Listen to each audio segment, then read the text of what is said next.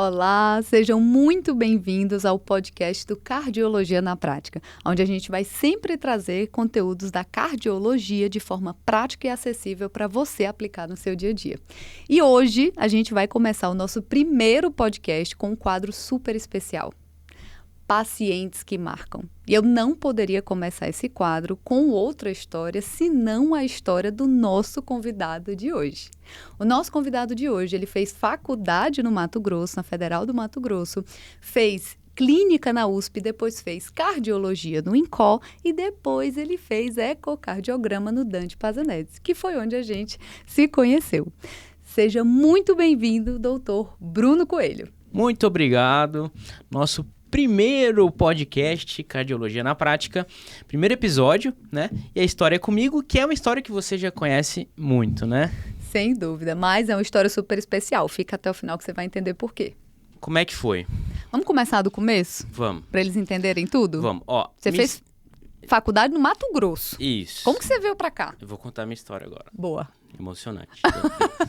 Na verdade, eu formei, né? Eu morei a vida inteira ali em Cuiabá, Mato Grosso, e fiz a faculdade lá na Federal.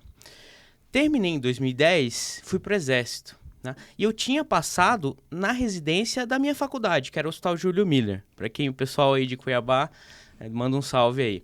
E eu terminei lá e passei na residência de clínica médica, só que tive que ir pro exército, então eu tranquei minha vaga. Você fez exército aonde? Eu fiz em Campo Grande, 1 ano. Rapaz, Bruno Coelho. Nossa. No exército. Ó, e quem formou agora, pessoal, eu assim, exército é difícil, mas é 1 ano que você vai ter experiência, ganhar dinheiro, ter a vida ali mais independente. Então, assim, é bem legal fazer, viu? É uma e tem um saláriozinho já bom inicial.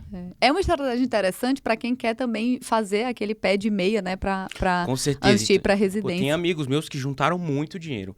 Eu não juntei muito, assim, porque eu era mais jovem, né? Então, você era mais jovem, um pouco mais irresponsável. Comprei um carro. Né? Olha o que o casamento faz com a vida de uma pessoa, né, gente? Virei homem agora. Virei homem de família. Mas então, fiz lá 1 ano e retornei para fazer a residência lá na Federal do Mato Grosso, onde eu tinha formado. Já conhecia todo mundo, achei que ia ser uma maravilha, né? Só que quando eu cheguei lá, assim, eu senti que, não criticando, né, a medicina da onde a gente estava, mas era muito focado em infectologia e eu gostava muito de emergência, uma coisa que não tinha muito lá no meu hospital, né? Não tinha um pronto-socorro grande, né, onde a gente tivesse essa vivência, então carecia disso. O que eu fiz? Eu larguei. Foi mesmo. Eu entrei, 1 mês depois eu larguei mão da minha vaga lá de residência, tão sonhada vaga de residência. Então, assim, esse foi o primeiro baque. A minha mãe queria me expulsar de casa. Eu quase não entrei mais em casa, você tá entendendo? Porque, assim, eu larguei mão de uma vaga de residente de clínica médica.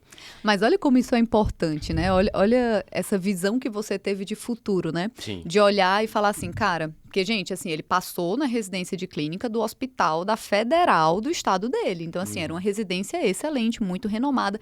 Mas, de fato, não era exatamente aquilo que ele queria, né? Isso. Você queria fazer uma residência que tivesse um foco maior ali naquela parte de emergência, que é o que você sempre gostou. Você teve a coragem de abrir mão para lutar por algo maior, isso. Né? E, na verdade, eu queria fazer, não era nem cardiologia, viu? Depois eu vim fazer cardiologia, né?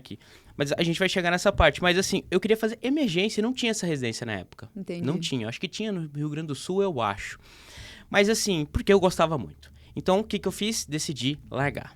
E, assim, foi um peso muito grande. Por quê? Porque quando você larga, tudo vem de novo, né? Você vai ter que estudar de novo 1 ano, pediatria, GO, Então, assim, é muito difícil essa decisão. Mas eu tomei, eu tive coragem, sabe? Que bom que você fez isso, senão a gente não teria se conhecido, né? Com certeza. Olha só. Eu acho que esse foi a decisão mais acertada da minha vida. Mas aí o que eu fiz? Vou para São Paulo. Eu quero fazer emergência, tem a USP, que o meu sonho sempre foi a USP, mas eu nunca achei que ia passar. Olha, eu vou te... Sabe, isso vale para quem é do interior ou fora de São Paulo, pessoal. A gente tem um complexo de inferioridade de que a gente nunca vai conseguir chegar numa residência que a gente deseja. Tá? Ou porque a gente acha que vem, né, fora dos centros, do Rio de Janeiro, de São Paulo, a gente acha que é impossível. E não é impossível. Eu sou a prova disso. Exato. Você tem que acreditar e ir. E eu acreditava. que queria fazer uma residência boa. Meu sonho era a USP, mas se eu passasse no Sul, no Santa Marcelina, também seria ótimo. Vim para São Paulo sem emprego nenhum, morar com meu pai.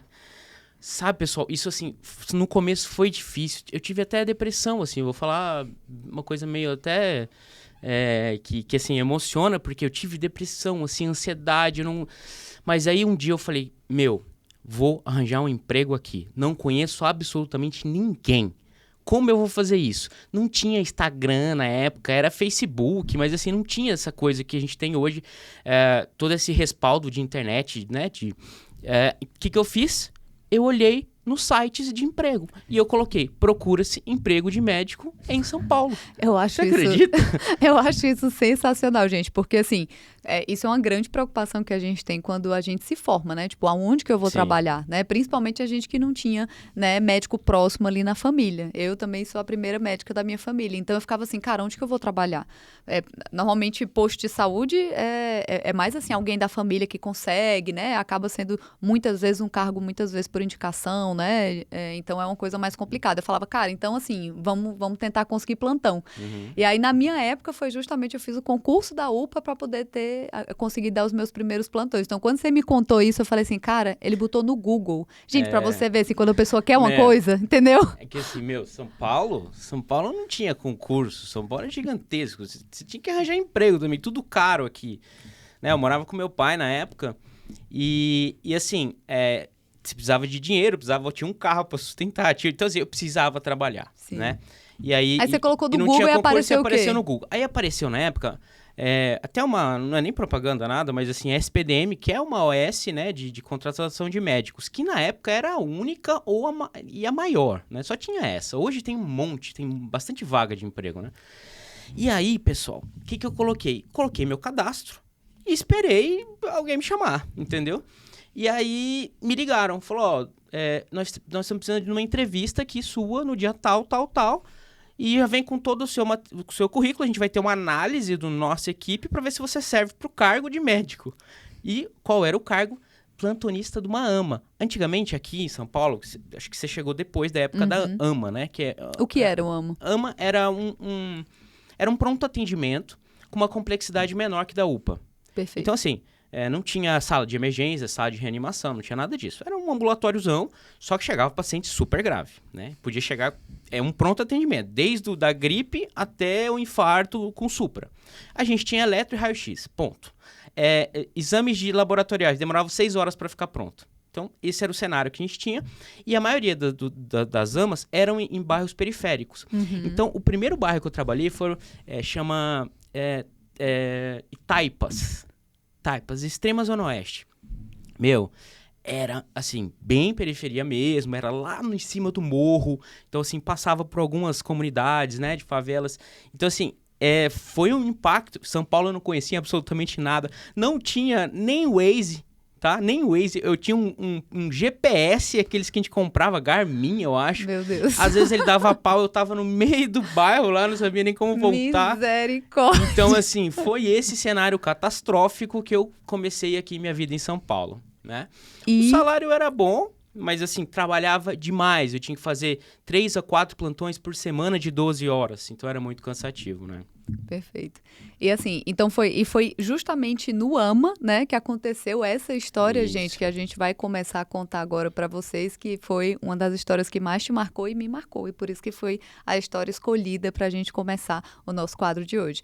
Mas antes disso, antes de começar a história, não esquece de se inscrever aqui no nosso canal do Cardiologia na Prática, onde toda semana agora vocês vão ter conteúdos de cardiologia de forma fácil, rápida e acessível, tá? Então não esquece de se inscrever para que você seja avisado. O sininho para receber as notificações. Perfeito, excelente. Pois vamos lá, começa a me contar então. Eu já conheço essa história de cor, mas conta essa história agora para todo mundo. Como foi? Como era essa paciente? Já deu spoiler que é uma paciente mulher, né? Então, na verdade era uma paciente que chegou com muita dor torácica, né? E eu tava, se eu não me engano, tinha um outro colega, mas ele era mais velho, acho que tinha uns 70 e poucos anos. Muito legal ele, mas assim, estava desatualizado, né? Pela idade, mas um cara muito legal também. Me deu muito suporte emocional, né? porque tinha experiência. E aí eu peguei essa paciente e ela tava com muita dor. Eu levei ela para uma salinha de reanimação, mas assim, não tinha muito recurso. Mas calma, ela chegou sozinha, torácica. ela chegou com alguém? Ela chegou, achei, com uma filha, Tá. né? Chegou com uma filha. E, assim, era dividida em fichas, né? Então, era azul, amarelo e vermelha. Ela entrou como vermelha e furou a fila para ser atendida imediatamente. Porque ela chegou com muita dor torácica. É. Perfeito. Nessa época, eu tinha, se eu não me engano, ali uns 26 anos. Tinha 2 anos de formado. E aí, com muita dor torácica, eu fiz o eletro não tinha nada e a dor continuava. Fiz, na época, o que tinha, né? Uma dipirona ali, porque se era dor torácica, podia ser muscular, alguma coisa assim, mas a dor era muito forte. E o que me chamou a atenção ali foi o seguinte: eu gostava muito de clínica médica, sempre estudei muito, né? Mesmo não fazendo residência, eu estudava o tempo todo. Tinha um livro, aquele livro de emergências clínicas da USP, eu já tinha lido ele inteiro antes de fazer a residência, né? Então eu gostava muito. Então, ela chegou, mas a característica da dor dela me chamou a atenção. Era uma dor muito intensa. Era uma dor que começou abruptamente e já na fase máxima da dor. Então, ela começou de 10 em 10. Dificilmente uma dor da síndrome coronariana aguda, ela vai começar de 10 em 10. Dificilmente não é a característica da síndrome coronariana aguda. Exato. Ela vai em escada ascendente. Exato. Então, ele vem, depois a próxima dor demora mais, é mais intensa, até chegar a uma dor grande. De maior intensidade. É uma dor que vai crescendo, né, gente? Então, assim, a dor da síndrome coronariana aguda, ela começa e ela vai ascendendo até que ela chega ao seu pico máximo. Já a dor desse outro diagnóstico diferencial, né, de dor torácica, ela é uma dor que já começa 10 em 10. É uma dor abrupta, né? É isso aí. Mas e aí? Ela chegou com essa dor torácica, chegou acompanhada da filha, passou ali já direto, né, para a sala vermelha para ser atendida. Você fez dipirona para ela inicialmente, que era, né, a medicação que você tinha. Mais algum dado, assim, que você viu no exame físico, então, que chamou a atenção? Aqui que foi o pulo do gato, né? Aqui que foi o feeling que eu tive. Eu acredito muito que alguém me tocou, assim, é uma coisa além né? Sem dúvida. Do que a gente sabe de humano, metafísico, tá? Falou assim, essa dor, ela é esquisita e esse insight veio pelo seguinte, ela tem uma característica que não é de síndrome coronariana aguda. Vou aferir a PA dos 2 membros, vou pedir um raio-x e vou fazer uma analgesia de morfina e vou segurar o AS e o clopidogrel. Quando eu falei pra enfermeira, eu não vou dar de cara agora o AS e o clopidogrel, óbvio, todo AMA é uma coisa importante. Todo AMA, ele tem um hospital da região de retaguarda, tá? Geralmente são hospitais periféricos, gerais, assim, mas é na periferia. Então, nesse caso, era o Hospital Geral de Taipas, que era a nossa referência ali daquele AMA, né? Perfeito. E aí, então, esse translado até lá é curto, né? 10 minutos de ambulância, 5 a 10 minutos de ambulância. Então, assim, eu vou segurar o AS e o clopidogrel, medir a pressão dos 2 membros, esquerdo e direito, superiores, e vou pedir um raio-x, que é o que eu tenho. E o raio-x fazia rápido. E o eletro? O eletro era um ritmo sinusal, uma taquicardia sinusal, na verdade. A PA dela, olha que estranho, tava 190 por 100 de um lado e 120 por 80 do outro. 190 de um lado, 120 do outro. Eu falei... Assimétrica, né? Já veio o feeling. Pode ser dissecção de aorta. Suspendi, não vamos dar o AS clopidogrel e vamos encaminhar direto como dissecção de aorta na ficha para o hospital de referência. Ainda bem que você tinha esse hospital de referência, né? E outra coisa, o raio-x me chamou a atenção também. Ele tinha o sinal do duplo contorno. O que é o sinal do contorno? O sinal do cálcio, na verdade. O que é o sinal do cálcio? A íntima fica calcificada e quando a gente tem dissecção, a íntima... O que é a dissecção, né? A gente vai explicar mais um pouquinho, mas é a ruptura da íntima. E aí o sangue, ele separa, né? Ele vai infiltrando e separa a íntima. A artéria ele é dividida em 3 camadas. Íntima, média, que é a camada muscular, e a adventícia, que é uma camada serosa. 3 camadas. O que é dissecção? Dissecção é a ruptura da íntima com o sangue em alta pressão, né, arterial, ele vai rasgando e separando a íntima da média, formando uma falsa luz. Então, eu tenho a luz verdadeira do vaso e tenho a falsa luz que vai aumentando. E, geralmente, a falsa luz, incrível que pareça, a luz dela é maior do que a luz verdadeira. Perfeito. Né? Então, por quê? Isso é questão de prova, inclusive, né? Porque aquilo está em pressão. E o que vai acontecendo? Vai rasgando e rasgando, por isso vem a dor. certo? Então, o que é o sinal do cálcio? É aquela íntima calcificada, e quando separa da adventícia, você vê dois contornos, um da adventícia e um do cálcio. Como é que é para ser normalmente? É para ter um contorno só do botão aórtico. Quando ele separa mais do que 5 milímetros, indica... É um dos sinais indiretos ali de dissecção de aorta. Assim como o alargamento mediastinal mais do que 8 centímetros no raio-x do paciente em pé, em ortostase. E esse paciente tinha isso. Perfeito. Então, você estava ali diante de uma paciente, quantos anos mais ou menos? Ela devia ser 54, 58. Então, paciente... 58, quase 60 um adulto anos. jovem, né? Assim, né? Tinha filha. Tá vendo aí, né, mãe? Espero que você esteja assistindo. Adulto jovem, viu? E era adulto hipertensa, crônica, não era diabética, mas tinha dislipidemia, né? Perfeito. Então, paciente jovem, hipertensa, diabética, chegou no pronto-socorro com dor torácica, no exame físico, ou seja, era o que você tinha, né? Você tinha um exame físico e você tinha um raio-x e um eletrocardiograma, que é o que a maioria dos médicos vai ter disponível numa UPA, por exemplo, né? Ou na AMA, né? AMA não existe mais hoje em dia, é isso? Não, virou UPA virou ou tudo UPA. UBS, acho Perfeito. que não tem mais. Perfeito. Então, é o que a gente tem ali disponível, né, gente? Então, assim... Diante de uma dor torácica, fez ali o eletrocardiograma em 10 minutos, não viu supra, nem viu nenhum padrão eletrocardiográfico de alto risco que indicasse, de fato, uma síndrome coronariana aguda. E no exame físico, que corroborou para a dissecção de aorta, era ataque cardíaco sinusal, é uma coisa que corrobora também, né? A assimetria do pulso, né? Uma PA sistólica acima de 20, né? E essa assimetria entre os dois braços da pressão e o raio-x de tórax com esse sinal do duplo contorno e alargamento do mediastino.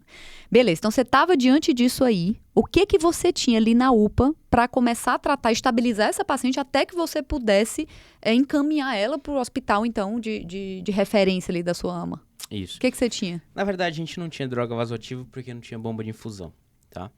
Não tinha. Jesus. Então, o que a gente tinha era medicamentos iniciais ali de síndrome coronária aguda, AS, clopidogrel, tinha até enoxaparina, tá?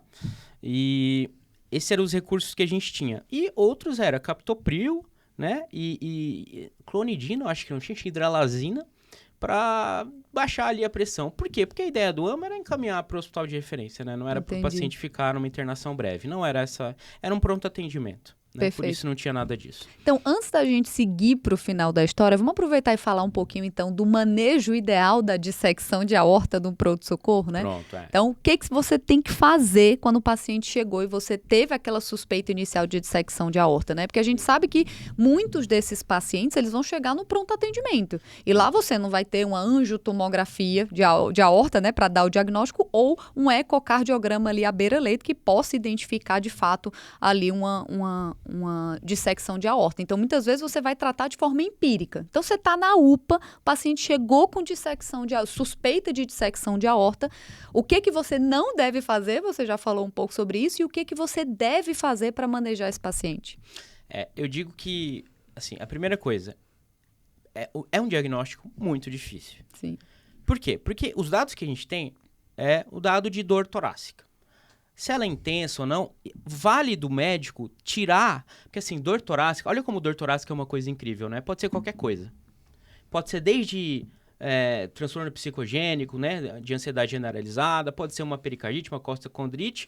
Até uma dissecção de aorta, um TEP ou um infarto. Né? Então, assim, olha os extremos que uma dor torácica pode chegar. Então, se eu tenho uma dica aqui para esse episódio tire uma história bem feita da dor torácica do seu paciente, porque talvez ela vai ser o seu grande direcionamento para onde você vai pensar, né, qual a etiologia daquela dor. Então, assim, foi o que a gente falou aqui, dor em crescente, pensar em síndrome coronária aguda, dor máxima, rasgante, que vai rasgando, ela vai migrando, já começa na intensidade máxima, pensar em dissecção de aorta, né? Óbvio, exames complementares, o eletro se normal, não ajuda em muita coisa, porque eu posso ter síndrome coronariana sem supra com eletro normal e também posso ter dissecção de aorta com eletro normal. Então, assim, então a clínica que vai te guiar. Em relação a... O que a gente estava falando? O manejo da dissecção de aorta. Manejo da dissecção de aorta. Então, suspeitou de dissecção de aorta, você vai investigar a dissecção de aorta, certo? Porque o tratamento é antagônico de dissecção de aorta e infarto. Um eu vou dar anticoagulante e antiagregante, o outro eu vou evitar isso. E o que eu vou fazer com a dissecção de aorta? Primeiro, investigar. Como eu investigo a dissecção de aorta? Vai ser aquele cara com suspeita de dissecção de aorta por dor torácica. A primeira coisa que você pode fazer é um score que veio recentemente, que na minha época não tinha, que é o ADDRS score. Né? O que é o ADDRS? É um score que combina 3 fatores. Fatores predisponentes para ter dissecção de aorta, sobre a dor torácica, então critérios clínicos de como é a dor torácica e o exame físico de como é o exame físico. Se você tiver, então, fatores predisponentes para dissecção de aorta, o que a gente tem? Síndrome de Marfan, válvula aórtica bicúspide, histórias familiares de aneurismas ou de dissecção de aorta, né, prévio. Então, esses são fatores de risco. Inclusive, essa semana saiu, né, que o Otaviano Costa, ele teve, né, ali um aneurisma de aorta ascendente diagnosticado com um ecocardiograma, e a etiologia foi justamente por conta de uma válvula aórtica bicúspide, né? Bicúspide. Então, assim, o que é? A válvula aórtica ela tem que ter 3 válvulas semilunares e aí o cara tem só 2. Aquilo, ao longo do tempo, vai turbilhonando o sangue ali. Perfeito. E vai dilatando progressivamente a aorta ascendente, né? Mas nem todo mundo, tá, gente? Mas nem todo mundo isso acontece, mas por isso que tem tratamento. Perfeito. Então, fatores predisponentes. 2, quadro clínico, que é isso que a gente já falou, né? Todas essas características, dor rasgante, que começa com um pico e vai descendo. E 3, exame físico. O exame físico conta o que aqui, pessoal? Então, algumas coisas que tem que chamar a atenção. A dissociação, uma diferença de mais de 20 milímetros de mercúrio da PA sistólica entre os 2 membros superiores, tá? Isso indica. Por quê? Porque eu posso ter um acometimento da subclávia, da artéria subclávia de um lado e não do outro, quer dizer, uma rasga, tem dissecção, a outra não. Então, uma fica com a pressão normal, a outra tem a pressão reduzida. Né? Então, não está em todo mundo, mas é um sinal bem característico. Diferença mais do que 20 na sistólica. A outra, pacientes que têm eventos AVC isquêmico com dor torácica. Isso tem que pensar em 2 coisas. Dica agora, hein? Essa é a hora do corte. Dor torácica mais AVC isquêmico. O que eu penso? Você pensa assim, um infarto anterior extenso com a cinesia, né? Aneurisma da ponta do coração gerando trombo, então eu tenho infarto e aquele trombo gerado na ponta do coração devido à cinesia gera um fenômeno tromboembólico causando AVC isquêmico. Então, infarto, dor torácica mais AVC isquêmico, pensando em síndrome coronariana, principalmente da ponta do coração. E o segundo, dissecção de aorta. Por quê? Porque a dissecção de aorta pode acometer a carótida, e a carótida, rasgando ela ali, exato, né, diminui o fluxo para o cérebro e, obviamente, pode evoluir com AVC isquêmico e, às vezes, grande, né, hemisférico. Na hora que você tem ali a dissecção, né, da aorta ascendente, do arco aórtico, você pode progredir essa lâmina de dissecção também para a carótida, né? E aí o paciente acaba evoluindo com AVC também. Perfeito. Mas, então, vamos lá agora. Como que eu tenho que manejar esse paciente no pronto-socorro? Qual é a medicação que eu preciso fazer primeiro?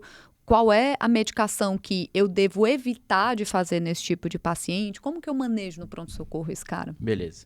Então, depois de avaliar ali, né, o ADDRS, se ele tiver 2 pontos ou 3 pontos, pessoal, você vai direto para angiotomografia para confirmar, tá? Se for 0 ou 1 ponto só ADDRS, baixo risco, aí você pede o dedímero. Se o dedímero vem positivo, maior que 500, aí você vai para angiotomografia. E se o ADDRS for baixo risco e o dedímero negativo, você exclui dissecção de aorta. Isso é um dado importante, com valor preditivo negativo de 99%. Exato. Então, assim, importantíssimo isso. Exato. Isso é tipo um rule-out, né? É uma forma de você fazer o rule-out ali da dissecção de aorta com pouco recurso. Com um score clínico, né, do paciente e um dímero D. Que, né, óbvio, a gente sabe que não está disponível em todas as unidades de pronto atendimento, mas em grande parte delas a gente consegue ter um dímero D disponível. Então, se o ADD score do paciente for de baixo risco e o dímero D baixo, você exclui dissecção de aorta. Você já vai pensar em outros diagnósticos diferenciais. Perfeito. E se você está num lugar sem recurso, encaminhe esse paciente para onde tenha angiotomografia para confirmar, tá? Perfeito. Tem que confirmar o diagnóstico. Mas confirmando, se eu não tenho uma angiotomografia, mas eu estou no hospital e tenho ali um ecocardiograma. O ecocardiograma. O ecocardiograma, o transtorácico, ele tem uma acurácia pequena para diagnosticar, tá? Uma sensibilidade. Mas a especificidade, ela é relativamente alta, porque se você olhar, ver lá, fazer o eco e ver que o arco aórtico ali, ou a aorta ascendente, ou a raiz da aorta, com uma insuficiência aórtica geralmente importante, né, que é a dissecção Stanford A, que ela pega a aorta ascendente, esse o transtorácico pode ver sim, tá? Inclusive com a lâmina, e aí você fecha diagnóstico. E isso é outro dado de exame físico importante para o diagnóstico de dissecção de aorta no pronto-socorro, tá, gente? Aquele paciente que de repente começa com um sopro, né? Um sopro regurgitativo ali no foco aórtico, né? Então, agudo, né? Então, você tem que pensar em dissecção de aorta. É aquele paciente que evolui com edema agudo de pulmão, insuficiência cardíaca descompensada, você vai auscultar, tem um sopro e teve dor torácica.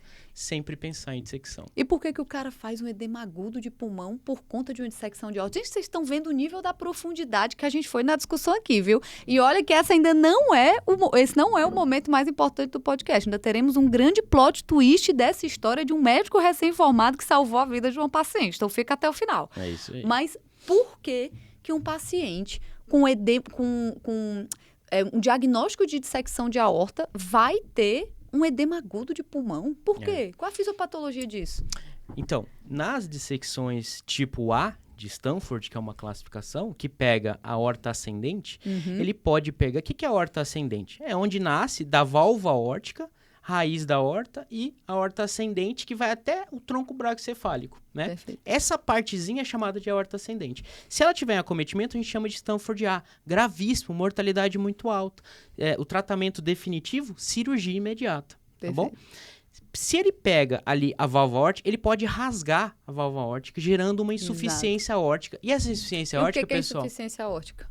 Insuficiência aórtica é o seguinte, a válvula tem que se fechar aqui na diástole, certo? Porque na diástole o sangue está vindo do átrio, a válvula mitral abre, está vindo do átrio para o ventrículo se encher. Então, ela tem que ficar fechada. Se ela não coapta, ela não fecha totalmente, ela fica e tem um vãozinho para passar sangue, o que vai acontecer na diástole? Vai vir sangue do átrio esquerdo pela mitral e vai vazar sangue da aorta pro ventrículo esquerdo. E o ventrículo esquerdo? O que vai acontecer com o ventrículo esquerdo? Ele não estava acostumado e ele estava acostumado com 100 ml de sangue vindo só do átrio, mas agora ele tem 100 ml do átrio mais 100 ml vindo da aorta. Então, ele não está acostumado com 200 ml. Exato. Ele não consegue se dilatar a tempo e aquela pressão toda no ventrículo esquerdo vai retrogradamente ir para o átrio esquerdo e vai ir para o pulmão. Então, ele faz um edema agudo de pulmão, uma insuficiência cardíaca ali aguda. Exato. E a causa é a dissecção de aorta que levou à insuficiência aórtica. Já que a gente falou disso, vamos falar de outra questão de prova, que eu sei que tem muita gente que assiste a gente também, que está estudando para a prova de residência. Outra questão de prova que sempre tem também é essa. É um paciente que chega no pronto-socorro com a dor torácica lancinante, rasgando. No eletrocardiograma vem um supra de parede inferior. Essa é boa. Aí a pessoa olha e fala assim, não, essa questão aqui eu vou matar. Isso aqui eu tenho certeza. Tá aqui, ó, supra de parede inferior. D2, D3 e AVF. Acabou. Isso aqui é infarto com supra de parede inferior. Tratamento, aí tem lá, a banca ainda coloca para você assim, ó, cateterismo, não tem cateterismo disponível em menos de 120 minutos. Aí tem lá, item D, trombólise. Aí você vai e marca a trombólise. Só que agora você não vai mais marcar a trombólise, porque você aprendeu agora aqui no nosso canal. Então, por isso que se você ainda não se inscreveu, se inscreve no nosso canal para você não perder mais vídeos como esse, entendeu? Gente, o paciente que tem uma dissecção de aorta, ele pode progredir aquela lâmina de dissecção e dissecar o ósteo da coronária. E mais comumente ele disseca o ósteo da coronária direita. Aí o que acontece? Como dissecou, a gente vai ocluir, tá? Então, oclui a coronária direita e faz um supra de parede inferior. Mas o tratamento não é trombólise, porque a dissecção de aorta contraindica a trombólise. Entendeu? Perfeito. Você tem que correr para fazer o quê? Faz analgesia. Você não vai fazer AS, você não vai fazer clopidogrel, senão você não vai deixar esse paciente se operar. Não vai fazer AS, não vai fazer clopidogrel, você vai tratar a dissecção de aorta. A gente vai já falar sobre isso. Vasodilatador, analgesia e beta-bloqueador. A gente vai falar até as doses para você, tenha calma. Você vai tratar a dissecção de aorta e correr com esse paciente para a cirurgia. Porque na cirurgia, quando eles forem trocar ali o arco ascendente, eles também fazem o implante tira a coronária direita e faz o implante da coronária direita. Perfeito? É porque assim, a coronária, a gente tem duas coronárias 3, né? Mas uma é a coronária, que sai, e ela sai da onde, né? As coronárias, elas saem da raiz da aorta ascendente ali, logo acima da válvula aórtica, tá? Ela é um buraquinho, pessoal, um buraquinho mesmo que o sangue sai dali da aorta, passa pelo ósseo e vai para as coronárias para irrigar o coração. A gente tem duas principais, que é a coronária direita e o tronco da coronária esquerda, que se divide em descendente anterior e circunflexa. Então, 2 buraquinhos existem ali, que são os ósseos da coronária esquerda e coronária direita. Como a dissecção ela rasga, ela pode rasgar diretamente ali o ósseo, e o principal, igual a doutora Bárbara falou aqui, é o ósseo da direita. Então, no eletro, ele vai ter o quê? Ele pode ter o quê? Tá? Ele pode complicar nessas dissecções tipo A de Stanford, pode complicar com supra de parede inferior, né? E aqui vem uma dica muito interessante, assim, como eu vou diferenciar? É difícil, porque às vezes o cara não tem angiotomografia. Então, quando que vai o feeling para pensar em dissecção e não trombose coronariana levando um IM com supra, né? Se o paciente tiver sopro de insuficiência aórtica.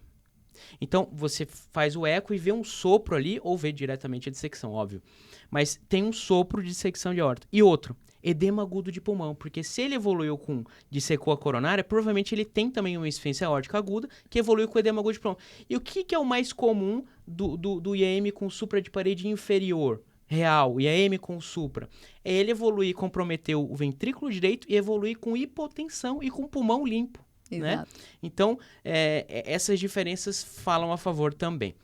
Perfeito. Então, no tripé ali do tratamento, chegamos no momento de tratar. Fizemos o diagnóstico e chegamos no momento de tratar esse paciente na unidade ali de pronto atendimento com suspeita de dissecção de aorta. Então, qual é o tripé do tratamento da dissecção de aorta no pronto atendimento? Isso. A gente chama de terapia anti-impacto, né? Porque o que faz progredir ali aquela lâmina de dissecção? Quer dizer, o que faz cada vez mais ir rasgando, descendo ali aquele rasgo para cometer toda a aorta se eu deixar? O impacto. E esse impacto a gente chama de duplo produto. É a frequência cardíaca aumentada junto com a pressão aumentada.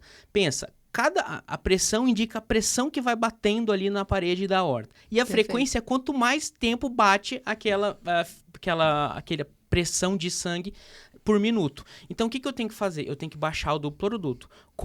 Diminuir a frequência, diminuir a pressão. E qual outra coisa que piora ali o rasgo ali da aorta? A dor. Porque a dor gera o estímulo adrenérgico que aumenta a pressão e aumenta a frequência cardíaca. Então, eu tenho essa tríade. Controle da frequência, controle da PA, controle da dor.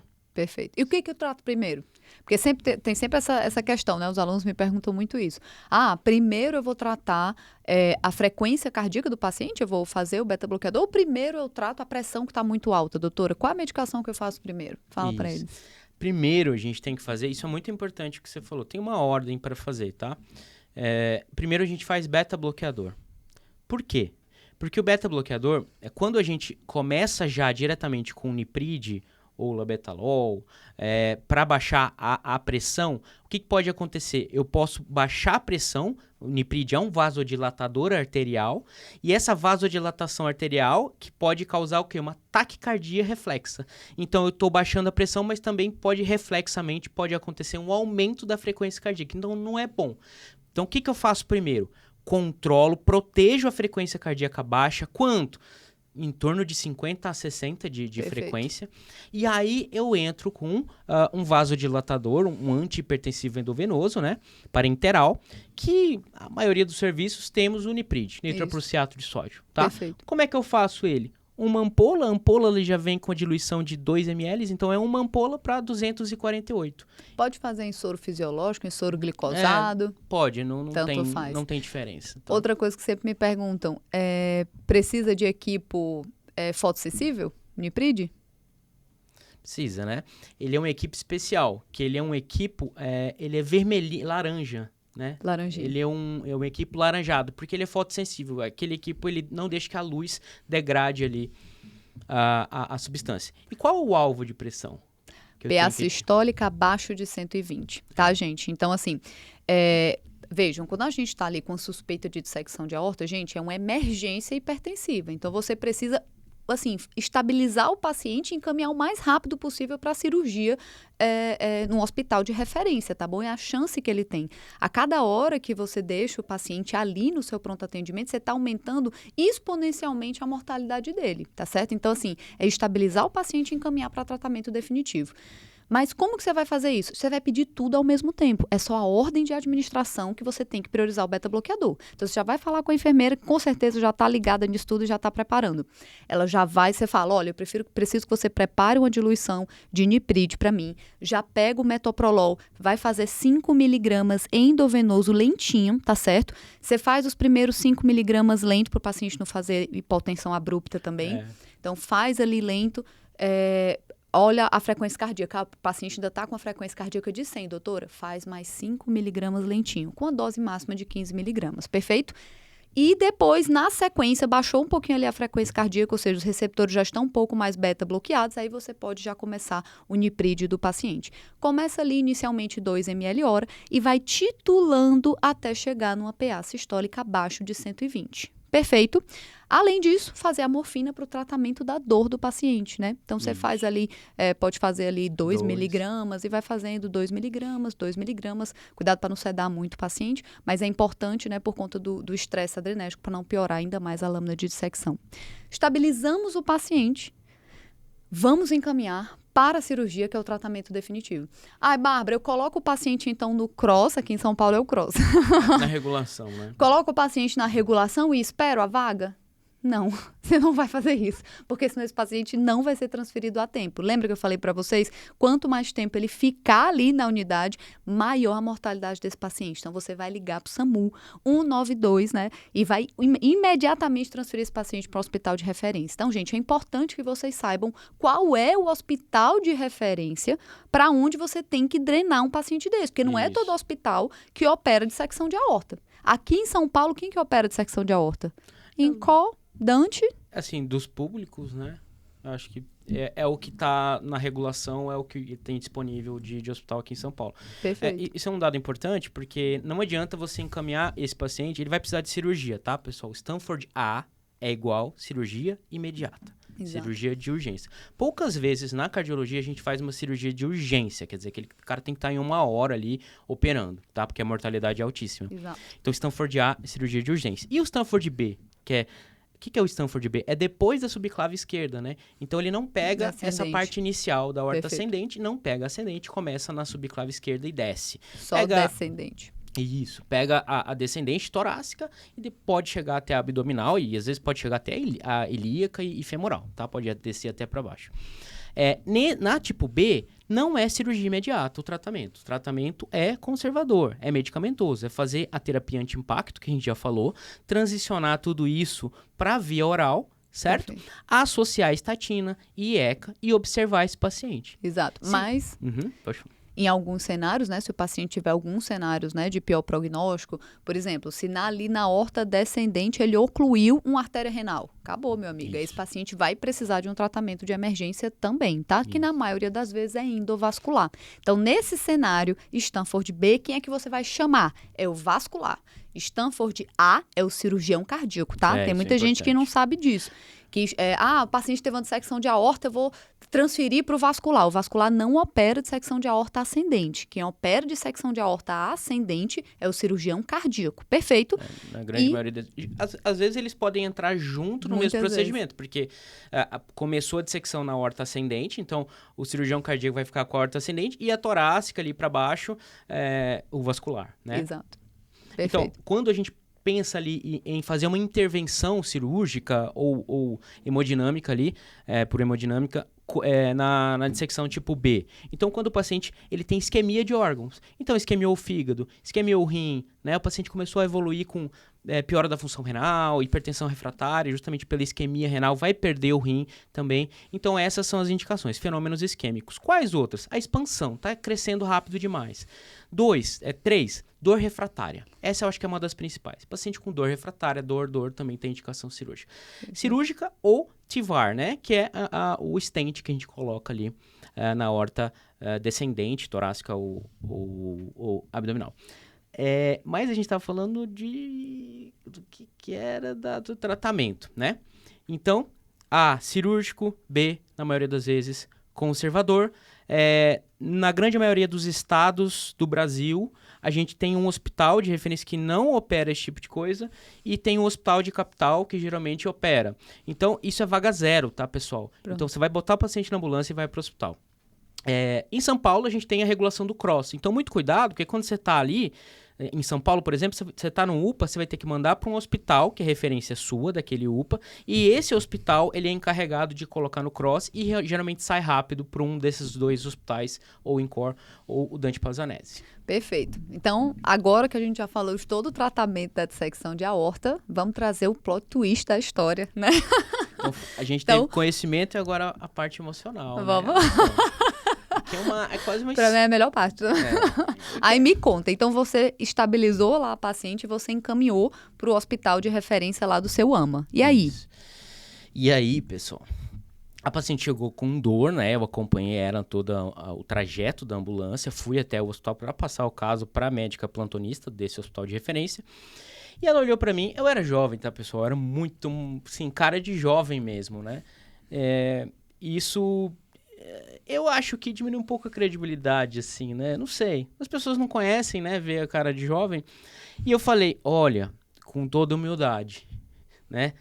Eu acho que não é um infarto. Ela veio com dor torácica, mas tem esses sinais que pode ser dissecção de aorta. Então, eu acho melhor encaminhar ela para um hospital de referência. Porque lá eles vão ver se é infarto ou se é dissecção de aorta. Então, assim, ao invés de só tratar como infarto. Porque contraindicava, né? Isso. Olha o que ela falou. Ela chegou para a paciente, ela pegou a mão, assim, aquela coisa que o pessoal faz, assim, né? E apertou o externo, ela falou assim, isso não é nada. Isso é costocondrite, você tem que aprender, você é muito novo. Meu Deus. Pessoal, dá aí um anti-inflamatório para a mulher. E largou ela no corredor lá. E ela com dor. Só que o que aconteceu? Como a dissecção a gente já falou, né? Ela começa muito forte, mas com o tempo, pessoal, ela vai diminuindo a dor. E ela já estava com dor ainda, mas estava medicada também, né? Estava medicada, estava com morfina e era uma dor um pouco menor. Então ela não ouviu o que eu falei. E ficou como costocondrite. O que eu fiz? Eu fiquei indignado. Só que não adianta, pessoal, ficar batendo boca com o plantonista ali, né? Não adianta. Ele era cardiologista, essa plantonista? Era uma mulher. Não sei. Eu acho que era antiga, né? Era uma pessoa mais antiga, mas não sei. Mas ela disse que tinha especialidade em cardiologia ou emergência, alguma coisa assim. Enfim. O que eu fiz? Eu fiz uma reunião com a família. Antes da minha ambulância sair. O cara da ambulância já queria, doutor, tem que voltar com a ambulância pro AMA. Eu falei, não, cara, você vai ficar.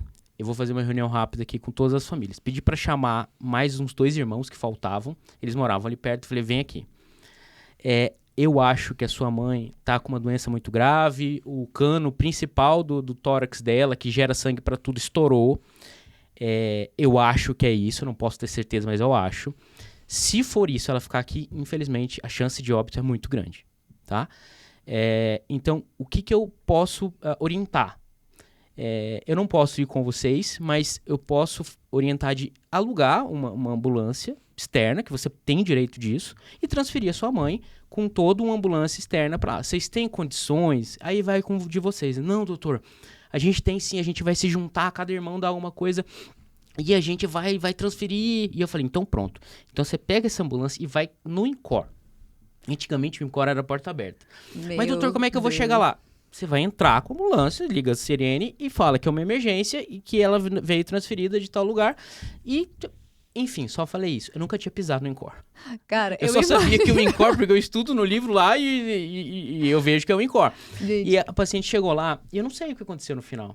Não, o que eu acho mais incrível é o seguinte. Cara, vocês se imaginam, médico recém-formado, 26 anos, acabou de encaminhar um paciente com suspeita de dissecção de aorta para um hospital de referência da região, a médica mais experiente olha para você e fala, isso é costocondrite, você não sabe de nada. E deu um anti-inflamatório e mandou a paciente ficar lá quietinha no corredor. O médico recém-formado olhou para a família, reuniu e mandou eles irem lá, investirem numa ambulância para salvar a vida da mãe deles. E eles levaram para o INCOR. E aí? Então, foi até uma atitude, assim, hoje pensando retrospectivamente, né? Certíssima. Não, foi certa, mas é difícil ter uma atitude dessa, né? Muito difícil. Na hora, né? Mas ainda mais sendo certíssimo. 26 anos. Quando você tem embasamento científico... Mas eu acho que tem alguma Você coisa tá maior ali aí, viu? também. Alguém me influenciou, assim, não sei. Não tenho dúvida que foi Deus, não. E aí... Bom, e aí eu não fiquei sabendo mais dessa paciente, enfim, espero que deu tudo certo. Nem sei se foi ou não pro INCOR, enfim, não sei. E, plantão continuou, outro dia fui, uma semana se passou. Uma semana não, isso era geralmente, acho que, se não me engano, era uma quinta ou uma sexta. Na segunda-feira eu recebo uma ligação na minha casa. Aí eu atendo assim, meu pai atendeu. Aí meu pai falou assim, Bruno, eu acho que é um paciente seu e ele tá querendo falar com você. Aí eu falei, putz, já deu problema, né? Cara, o que aconteceu? O que aconteceu? Já fiquei pensando em CRM, foi pro CRM, cara, puf. Aí eu atendi assim, era o marido dela, chorando, em prantos. Falei, doutor, muito obrigado. Falei, cara, o que tá acontecendo? Assim, de onde você me conhece? Tipo, sabe aquela paciente da sexta-feira da semana passada? Então, ela realmente foi pro INCOR. Ele chegou lá, foi uma emergência total, já fizeram um exame, que ela entrou numa máquina e já subiu diretamente pra cirurgia, ela operou, doutor, ela tá bem. Amém. Ela saiu, ela ficou na UTI e a proposta é de alta pra enfermaria hoje. Ela falou que realmente estourou o cano dela e eles arrumaram e ela ficou super bem, sobreviveu, eu dou minha vida, você, por favor, eu quero te encontrar, me dá seu endereço. Eu falei, não tem como e tal, mas eu fico muito feliz e passa lá no AMA e tal, ele não passou mais, mas enfim, foi uma história que, talvez a história que mais me marcou, assim, diretamente, né? Amém. O que uma atitude que a gente faz, meio até intempestiva, né? Assim, sem nenhum recurso, Sim. mas que era uma atitude que o coração mandava fazer e a repercussão era uma pessoa manter, né, a vida, ter os filhos dela, o marido dela em casa, conseguir ver crescer os netos. Amém. Por uma atitude assim dessa. Então isso me marcou muito e isso me deu razão para continuar estudando e passar numa residência grande. E a partir daí me deu um impulso muito grande. E aí segue o que eu passei nas residências, consegui passar e consegui chegar até a USP, o INCOR, fiz cardiologia no INCOR. 2 anos, né, de HC, mais 2 anos de INCOR e depois 2 anos de eco. E hoje eu trabalho praticamente há 10 anos só na emergência, que é onde eu comecei tudo e é isso. Fantástico. Não, eu acho essa história, gente, sensacional, assim, por vários motivos, né? Primeiro porque, sem sombra de dúvida, teve, né, Deus escolhe, assim, né, o seu instrumento para conseguir direcionar e fazer com que o seu filho, né, seja salvo, tenha um direcionamento. E a gente precisa estar atento a isso, né, aos desígnios de Deus. Isso aí, para mim, sem sombra de dúvida, teve um papel fundamental nisso tudo. Mas também, gente, que assim, às vezes a gente, né, por conta de ser recém-formado, a gente duvida de si mesmo, né? E o Bruno poderia tranquilamente nesse momento, olha, é o seguinte, essa médica mais experiente, eu transferi para o hospital de referência, a responsabilidade é dela. E ela falou que é costocondrite, vai ficar aqui. Não, ele pagou, ele falou, olha, é o seguinte, não... Chamou os familiares, foi lá, reuniu a família, encaminhou e essa mulher hoje em dia está viva, né? Então, assim, o quão é importante... E empatia com o paciente você também. ter empatia. Porque eu poderia ter deixado, não é minha parente, não é nada sem minha. dúvida. Não, mas... E o quão é importante você ter conhecimento, né? Gente, quando você tem conhecimento, quando você tem embasamento científico para aquilo que você está falando, não abra mão. Não é porque o cara tem alguns anos a mais, tem alguns cabelos brancos, que essa pessoa sabe melhor o que é para fazer pelo seu paciente. O seu paciente, você é a melhor chance dele, então estude. Esteja atualizado, porque ele vai precisar da sua melhor versão sempre. Eu acho que é isso aí. Perfeito? Então, é isso. Finalizamos o nosso primeiro episódio, Pacientes que Marcam. Espero que vocês tenham gostado e na próxima semana tem mais. E se você gostou, se inscreva e ative o sininho.